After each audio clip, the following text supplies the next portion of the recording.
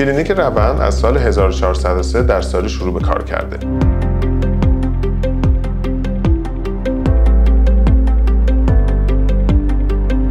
مجموعه روند در زمینه کودک و نوجوان، بزرگسال، زوج و خانواده، مشاوره تحصیلی و روانپزشکی به صورت حضوری و آنلاین آماده ارائه خدمات می باشد.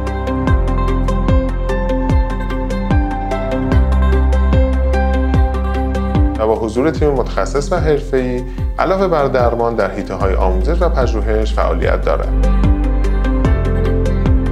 سلام، وقتتون بخیر. در خدمتتون هستم. چی شد که مراجعه کردید؟ ازت میخوام ببینیم اون لحظه که این اتفاق افتاد چی از ذهنت گذشت، در واقع به چی فکر می‌کردی؟ خب تو موقعیت چه احساسی داشتی؟ چه هیجانی رو تجربه کردی؟ می‌تونی در موردش برام صحبت کنی؟